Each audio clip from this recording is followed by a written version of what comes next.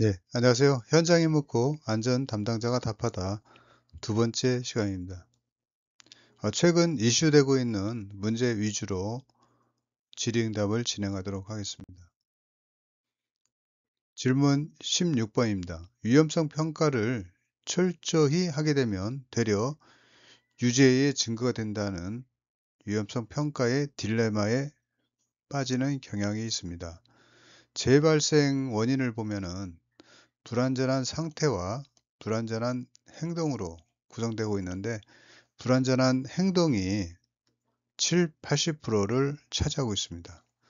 그래서 위험성 평가에서는 불안전한 상태의 강도와 빈도 위주로 안전조치를 취하고 있고 불안전한 행동에 대해서는 예측이 다소 어렵기 때문에 위험성 평가에서 실질적으로 처리되지 못하는 허점이 있다고 하겠습니다. 위험성 평가는 법적으로 과태료 처벌 직접 규정은 없지만 중대재해처벌법의 유죄 입증 자료로 근로감독관들이 적극 활용을 하고 있습니다.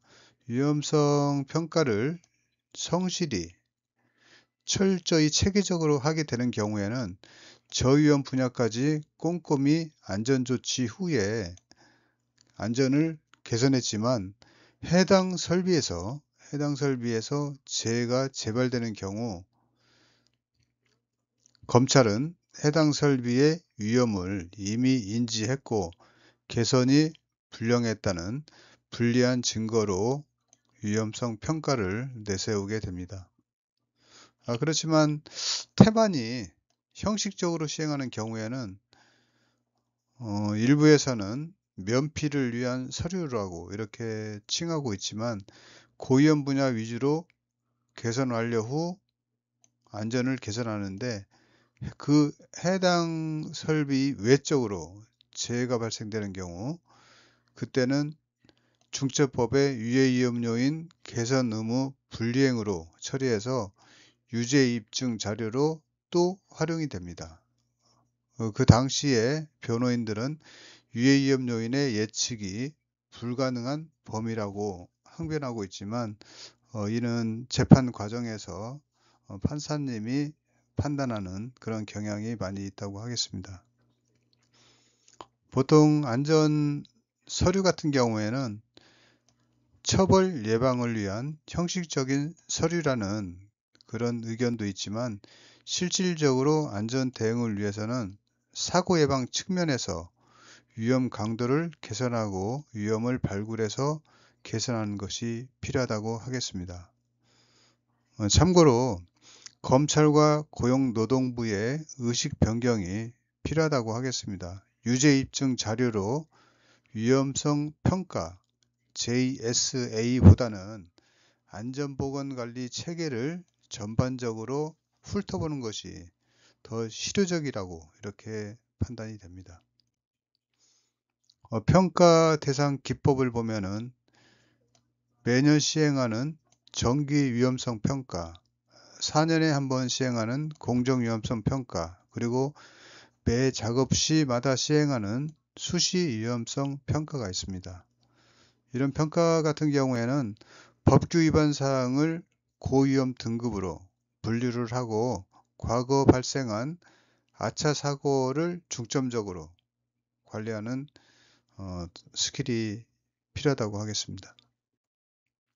문제 17번 안전보건관리 규정의 개정 시 심의 의결하는 산안위를 말하고 있습니다. 최근 고용노동부 보도자료를 보면은 법 26조에 따라 안전보건관리 규정을 작성, 변경할 때는 산업안전보건위원회 심의 의결을 거쳐야 함에도 이를 거치지 않았다고 이렇게 지적을 하고 있습니다.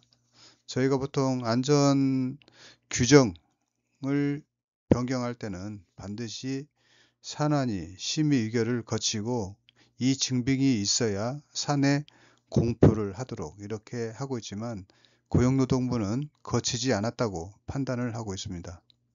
왜 그럴까요? 그것은 산안위의 종류가 여러 가지가 있다고 하겠습니다.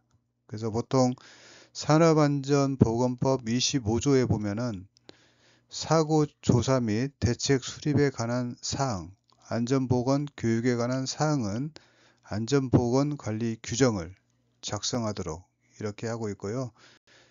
이 규정의 작성 변경 시는 산업안전보건위원회 심의 의결을 거치도록 이렇게 하고 있습니다.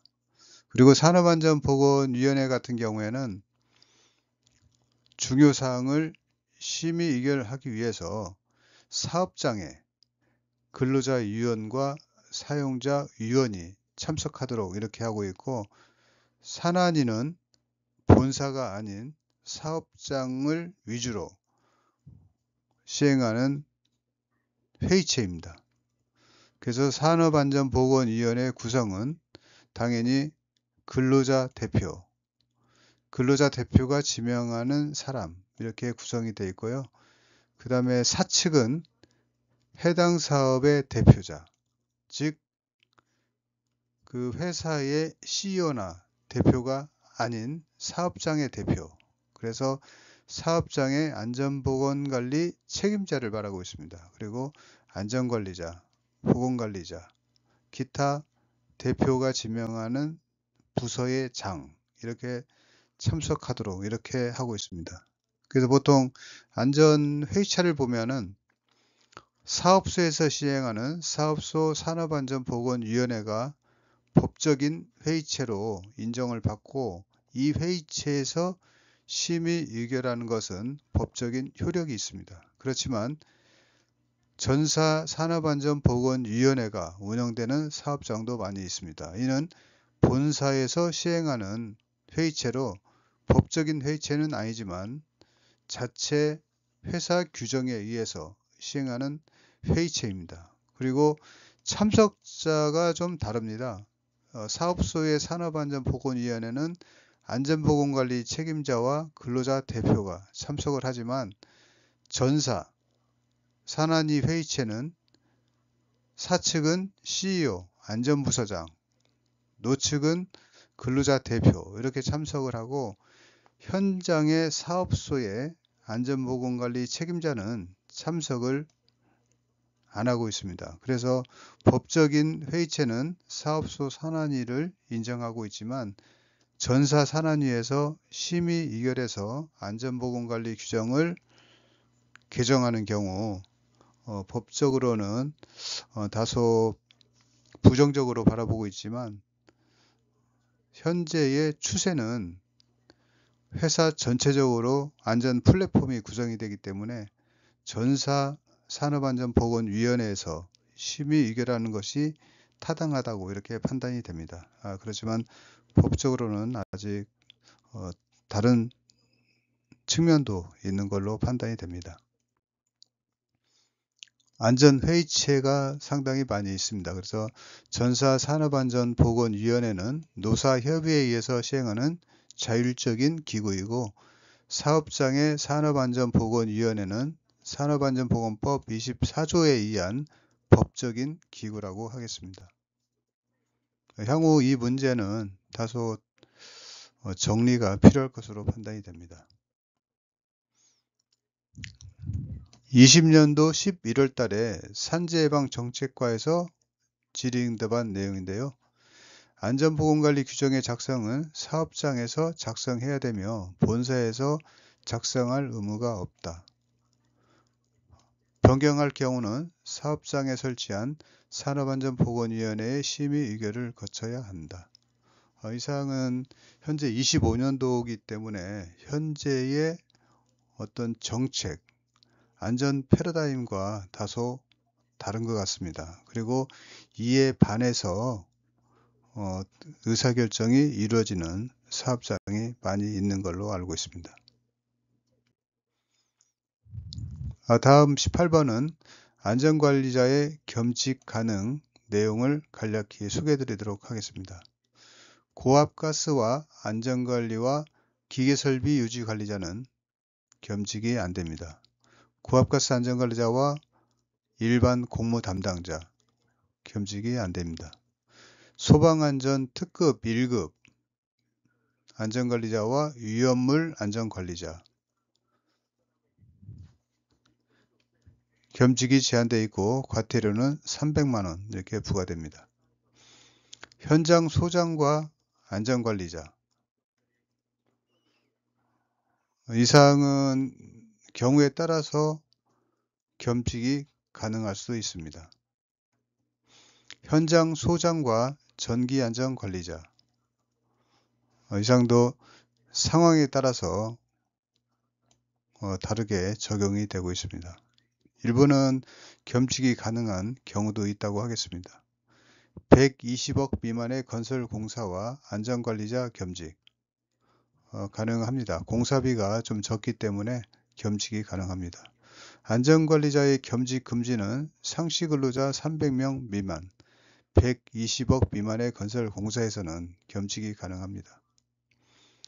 발전업 300명 미만의 안전관리자 겸직, 겸직은 가능하지만 사내 규정으로 전담이 가능하다고 할 경우 이는 법적인 효력이 있기 때문에 전담을 해야 됩니다. 국회의원과 장관 및 교수 총리 겸직, 당연히 겸직이 가능하죠. 고압가스 안전관리자와 안전관리자 겸직이 가능합니다.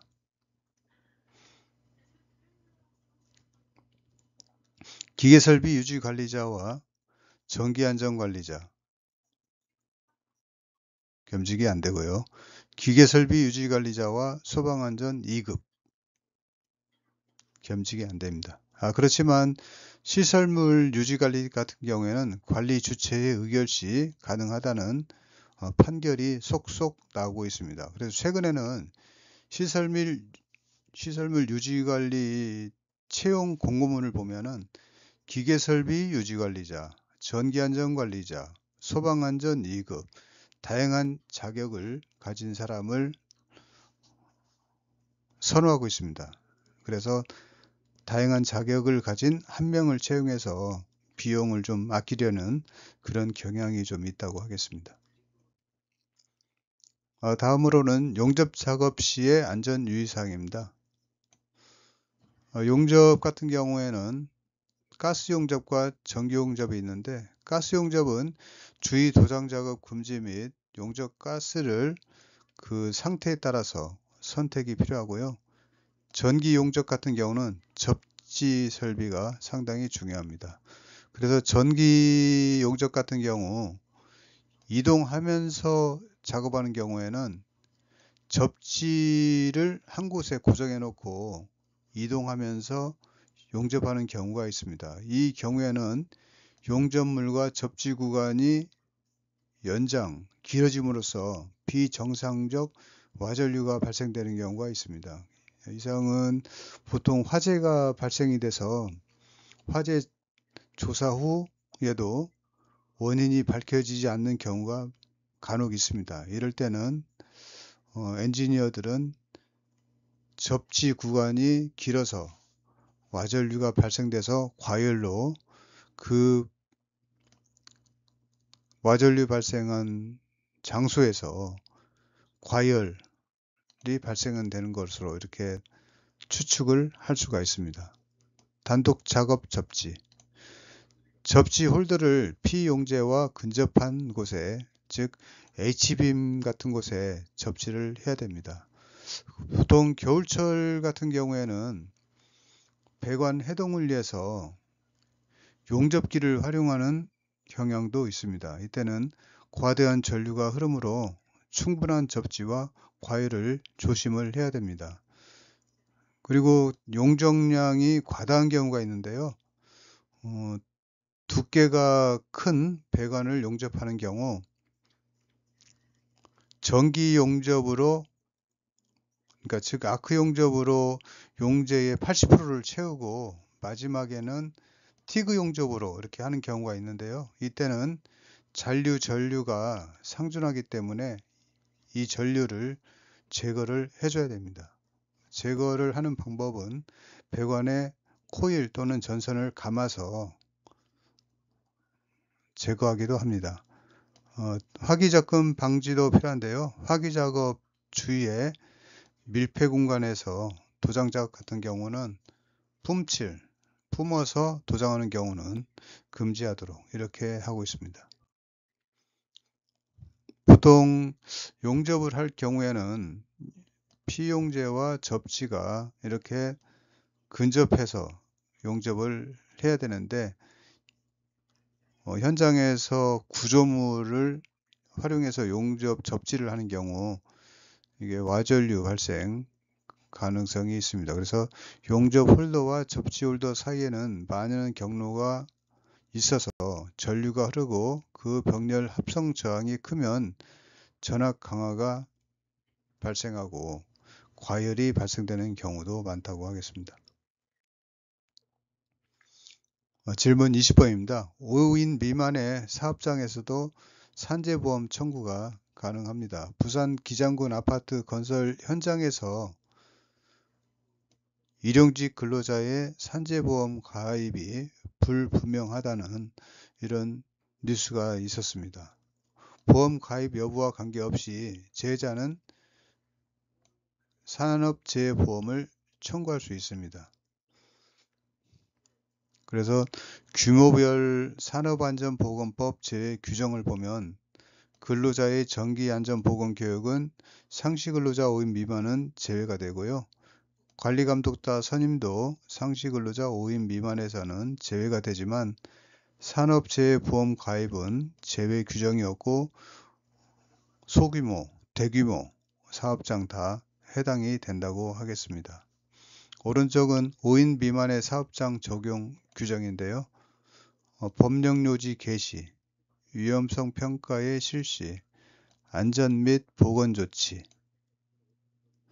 산업재해 발생 은폐 금지 및 보고 등 5인 미만은 선별적으로 법령이 적용이 되고 있습니다. 5인 미만의 사업장도 이행해야 되는 의무가 많이 있는데요. 근로기준법상의 근로계약서 작성, 퇴직금 지급, 휴게시간 부여 등이 있고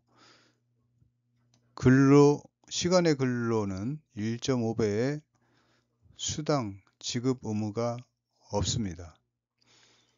그리고 휴업수당 같은 지급 규정도 없기 때문에 왼쪽에 근로기준법에 해당하는 내용은 반드시 이행하도록 이렇게 필요합니다. 질문 21번 수화수 펌프의 인출 배관에 관한 문제인데요.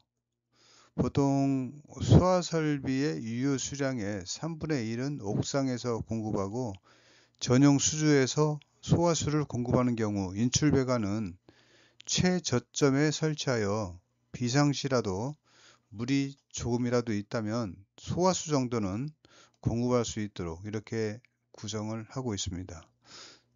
화재 안전기술기준 해설서 1권에 보시면 그 내용이 나와 있으니까 참고하시면 되겠습니다. 보통 일반 급수 펌프와 소화수 펌프가 물 탱크에서 취수를 하게 되는데요. 소화수 펌프 같은 경우에는 최하단부에 흡입구를 둬서 유효 수량 이내에서는 물이 공급이 되도록 이렇게 해야 되고, 일반 급수 펌프는 취수 포인트가 약간 높게 형성이 돼서 소화수 펌프 위주로 배관을 구성을 하셔야 됩니다.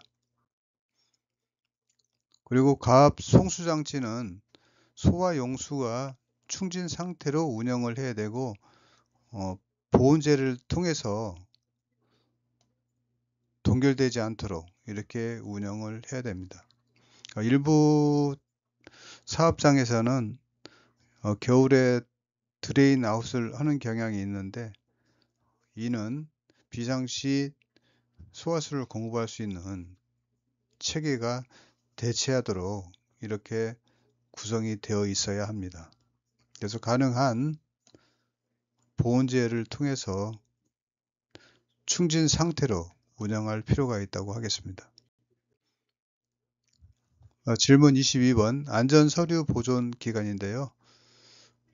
안전작업 허가서 같은 경우는 보존 기간이 1년이지만 최근 중첩법 도입 이후 2년, 3년까지 연장해서 보관하고 있는 사업장이 많이 있습니다. 그리고 25년도에 신설된 밀폐공간 가스농도 측정 결과는 3년까지 보존하도록 이렇게 되어 있고, 산업안전보건위원회 회의록과 안전 및 보건에 관한 협의체 회의록은 2년 보관을 하도록 하고 있지만, 현재 노란봉투법이 내년도에 시행이 되면 이 회의록은 연장 관리할 필요가 있다고 하겠습니다.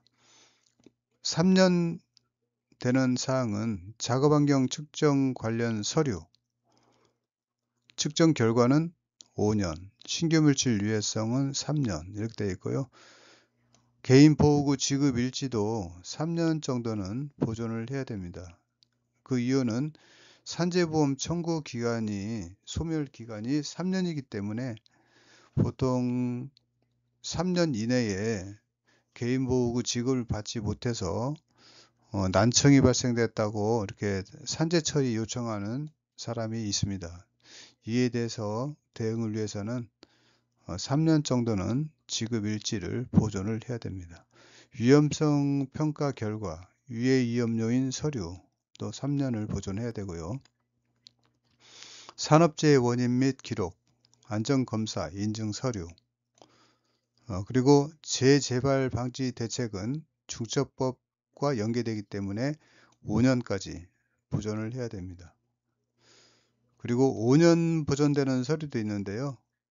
작업환경 측정 결과, 그러니까 작업환경 측정을 위한 계획 또는 서류는 3년이지만 측정 결과물은 5년을 보관하도록 이렇게 하고 있고, 측정 기간에서는 3년까지만 보존을 합니다. 그러면 사업주는 5년까지 보존을 해야 되고, 근골격계 질환 유해위험 평가표는 5년, 고압가스 안전관리 규정, 이는 안전관리 고법에 따라서 5년 이렇게 보존을 하도록 하고 있습니다. 그래서 안전교육 일지 같은 경우는 과태료 부과 시효가 5년이므로 5년을 보존하는 게 적정합니다. 그리고 법 규정에 세부 내용이 없으면 3년을 기본으로 하도록 이렇게 규정이 있습니다. 그래서 규정을 모르면 일반적으로 3년이라고 생각을 하시면 되겠습니다. 다음으로는 안전 의무가 소유자, 점유자, 누구한테 있는지에 대한 내용인데요. 민법 측면에서는 교통사고 시 보상 책임이 소유자가 보험 처리를 하게 되고, 그 보험액이 좀 적다고 판단이 되면 운전자에게 불법 행위를 위주로 보상을 요구하는 경향이 많이 있습니다. 그리고 공작물의 설치, 보존 하자로 타인에게 손해를 발생시킨 경우는 1차는 점유자, 2차는 소유자가 보상을 하도록 이렇게 하고 있습니다. 계약 측면에서는 약간 다른데요. 유상임대 계약에 의한 공작기계 또는 사무실을 사용하는 경우 점유자는 위험방지 조치 및 수리 요청을 소유자에게 하도록 하고 있고, 소유자는 수리비 부담 및 정상적인 안전 상태로 인계하면 그 의무는 축소된다고 하겠습니다. 보통 제작자 같은 경우는 제조물 책임법에 의한 책임을 지고, 소유자는 안전조치 등 정상 상태로 사용자에게 임대하게 되면은 사용자는 자기 자신이 안전검사 등 관리를 하고, 중대 보수 사항이 있으면은 소유자에게 보수 요청을 하셔야 됩니다. 그리고 규정 측면에서는 정기안전관리자의 법적 선임은 소유자 또는 점유자가 하도록 이렇게 하고 있기 때문에 서로 협의해서 협약에 의해서 운영을 하는 것이 좋다고 하겠습니다. 예, 이상 현장이 묻고 안전 담당자가 답하다 두 번째 시간을 설명을 드렸습니다. 예, 수고 많으셨습니다.